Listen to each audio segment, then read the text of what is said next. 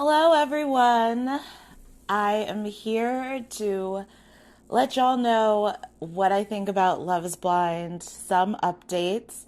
So, if you like this podcast episode, please give me 5 stars on Apple Podcasts and 5 stars on Spotify and $1 at the link on the description to support this podcast. I think there's a 99 cents option.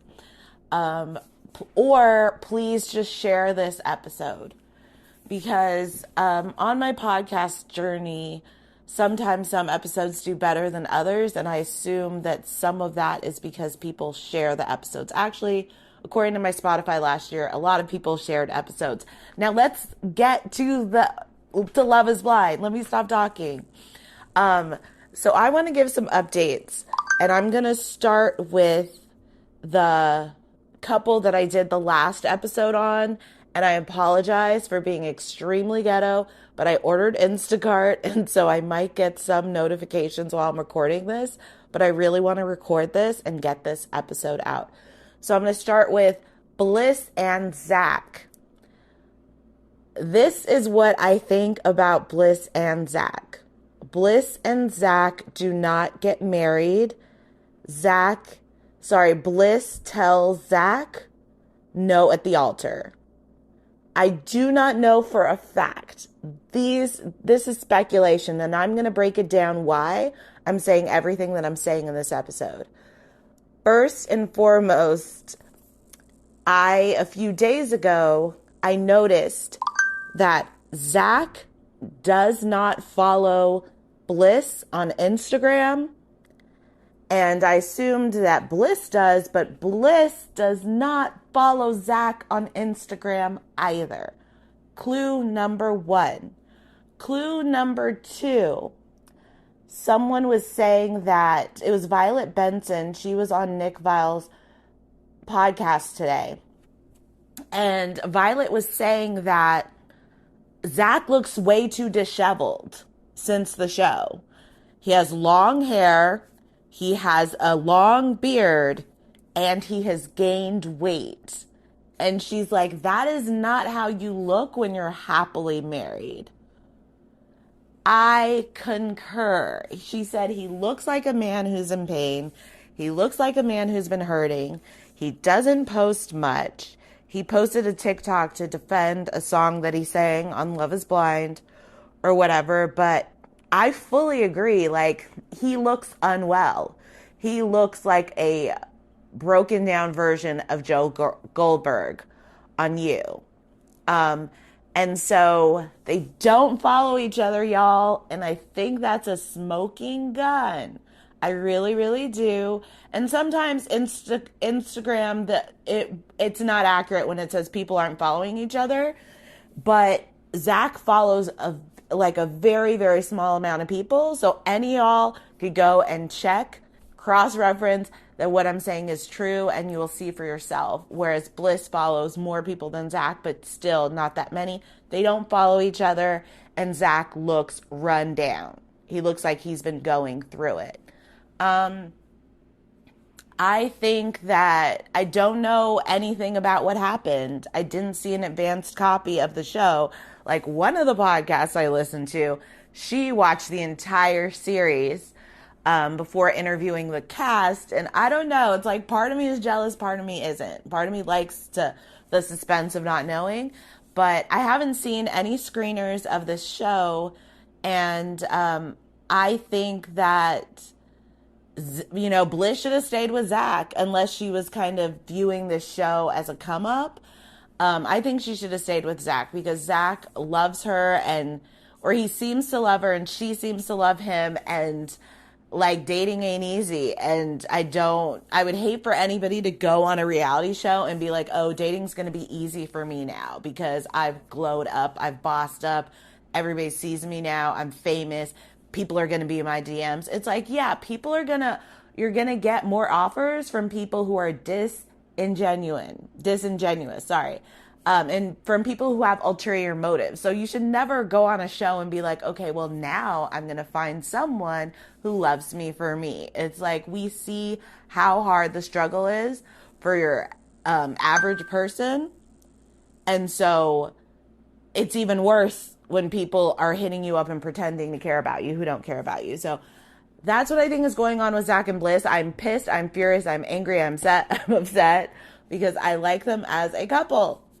And but honestly, Bliss's dad is full of shit. So, but I don't think Zach is the one who pulled out. Maybe it was Bliss. Who knows? Like, how crazy would it be if Zach is the one? So the next couple that I want to talk about is Chelsea and Kwame. So I said that Kwame is one of the ugliest, or no, I said, I'm quoting something I put on something I said elsewhere. But on this podcast, I said that Kwame is hard on the eyes. So in the first 5 episodes, Kwame was like very hard on the eyes. After that, I thought, okay, he's not that bad, which is shocking because if I don't find you attractive, that's usually how my opinion just stays there.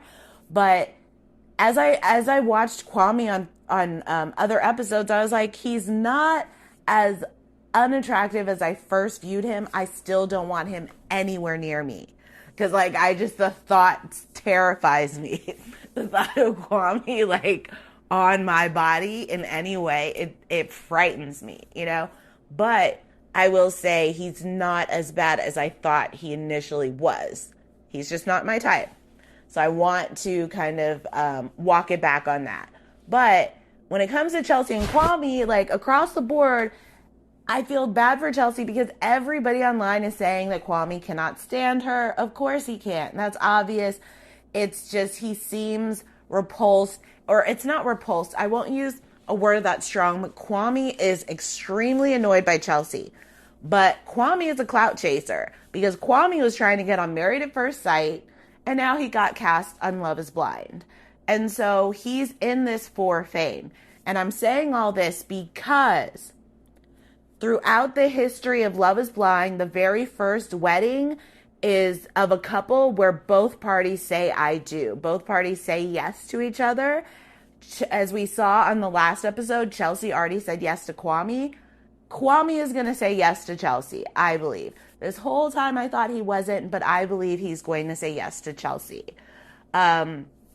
His vows, they were pretty great for being spontaneous. But the reason why Kwame is going to say yes to Chelsea is because, hello, it's all about that bread. You make a lot of money being on this show. You make a lot of money getting married, being people that are someone that fans are going to start following on social media, that you could monetize. You could parlay it into other appearances on other shows, or do more, or start a podcast, which is what Deepti and Natalie did from their season, which I guess is the last season. Who knows? No, 2 seasons ago. So it's like Kwame has an ulterior motive. He seems allergic to Chelsea. So Kwame, the fact that Chelsea is now 31, but was 30 on the show. And the fact that Kwame, she said she wanted to wait 3 years before having kids. And Kwame didn't like that. He's like, I want to travel. It's like, she never said tomorrow.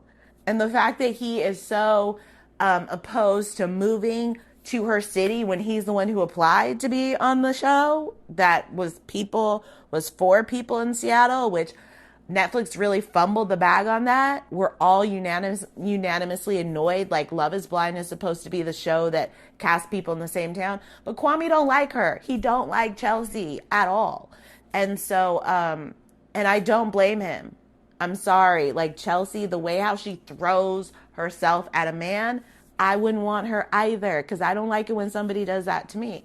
So Kwame is going to say yes to Chelsea only because cameras are rolling, only because that's why he's on the show in the first place, to make a name for himself and to become some D-list, Z-list celebrity who I'm not supporting. Kwame don't do it for me, as I've said many times. Another clue as to why I believe that Chelsea and Kwame get married is because Claudia Oshry, who is one of the hosts of the Toast podcast. She said that Chelsea has the largest diamond out of all the bitches on the show.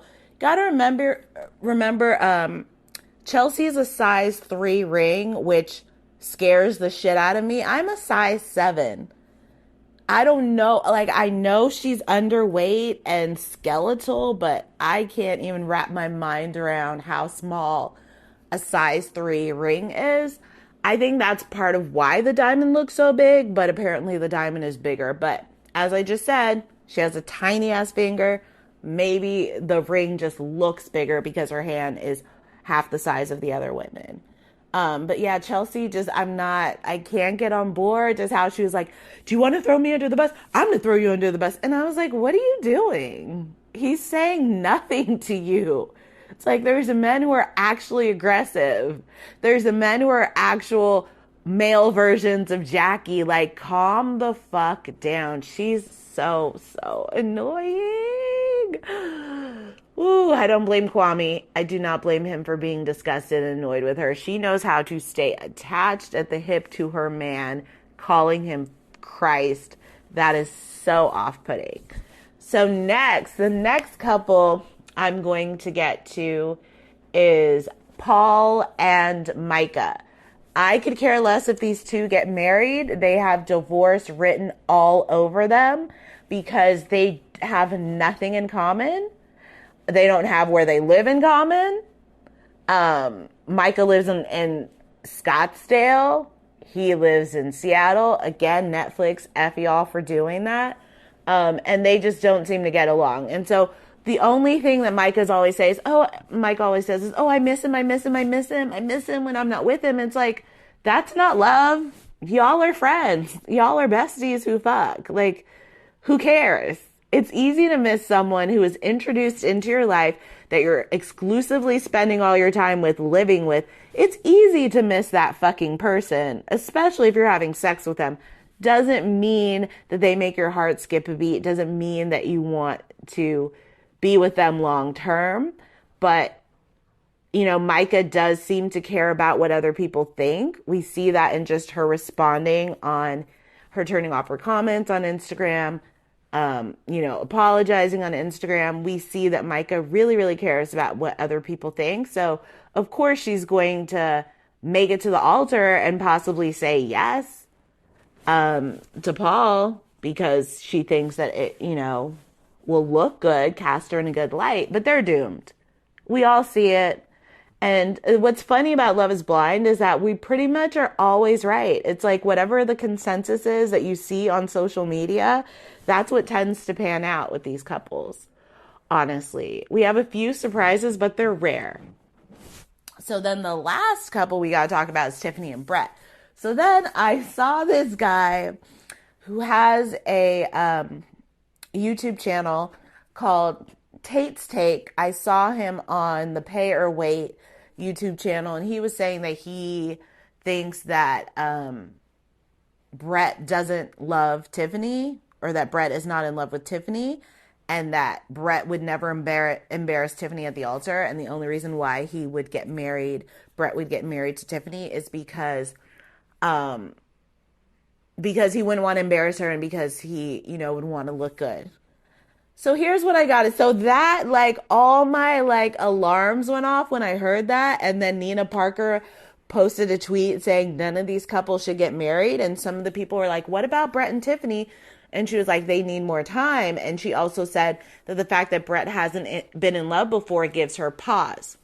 So now, as far as my 2 cents on Brett and Tiffany is concerned, it's really sad that we as Netflix viewers, we're here rooting this black couple to death. That is sad to me. There should be more black couples on these reality shows. These reality shows are starving for black couples.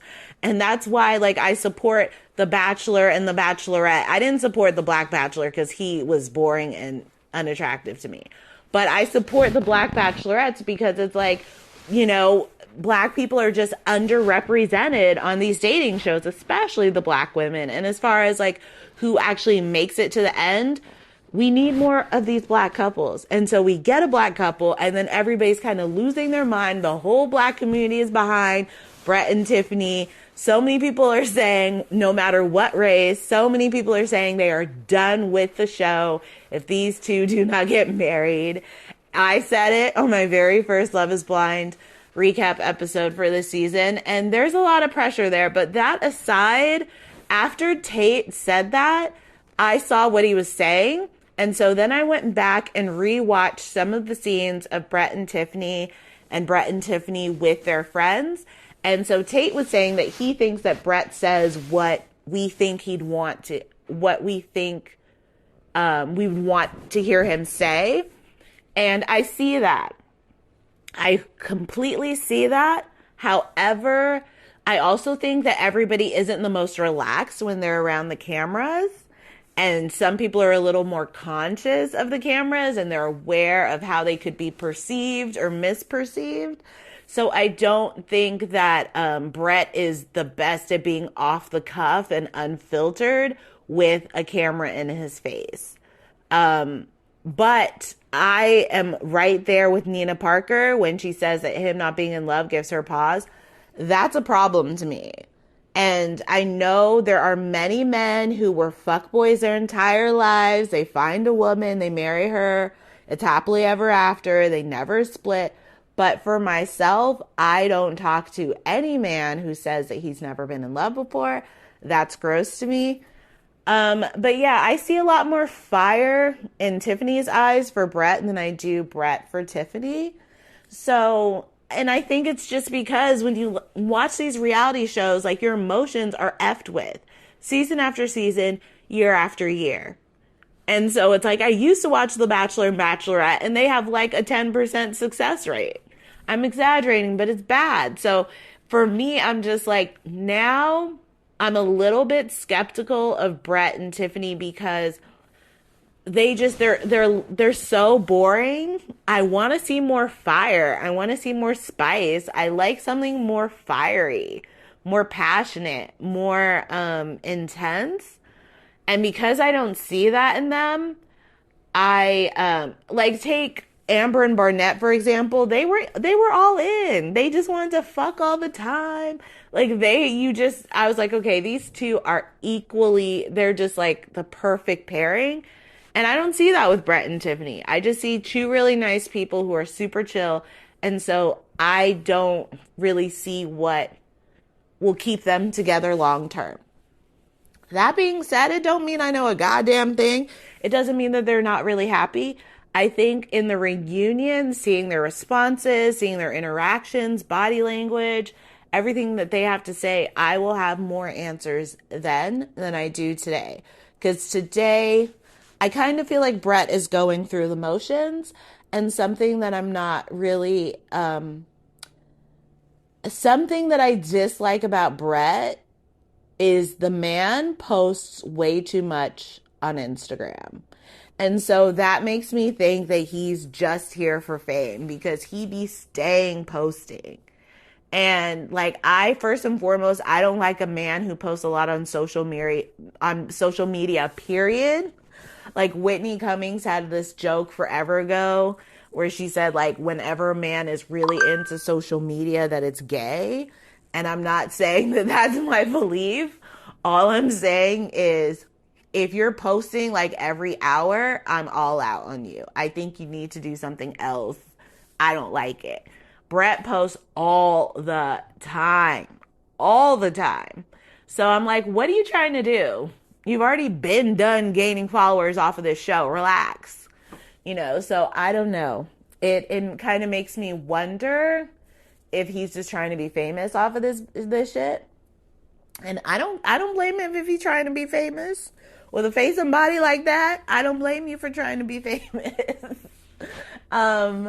So I don't know. I don't know about his intentions, but I just hope Tiffany doesn't get hurt because that bitch can cry so easily, and I hope she's okay.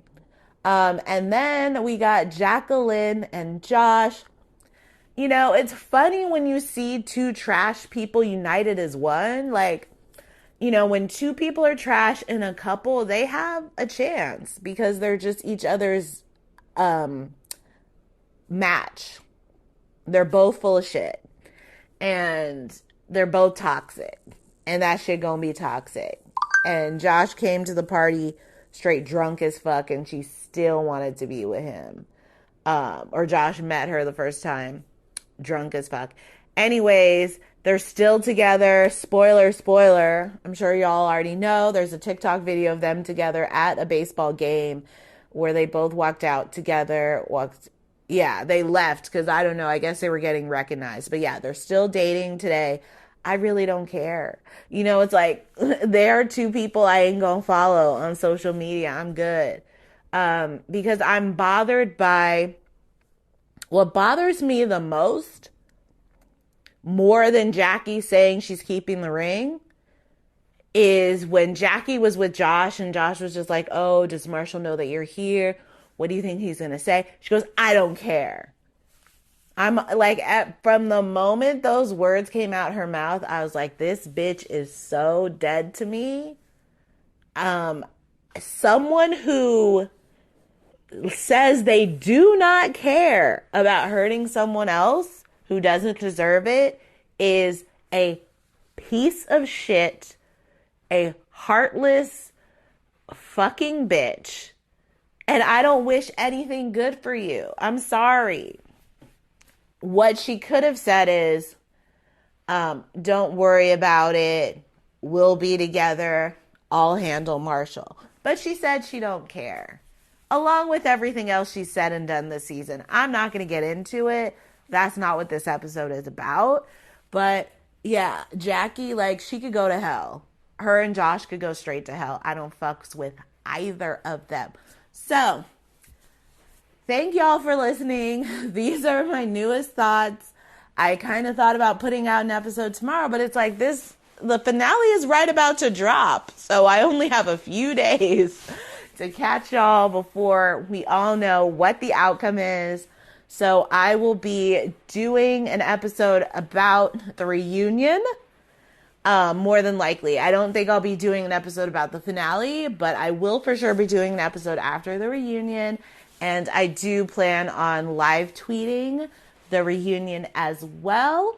So you can catch that at P Valley Podcast on Twitter. Love y'all. Please share. Please like. Please subscribe. Please bring a smile to my face. Thank you guys. Bye.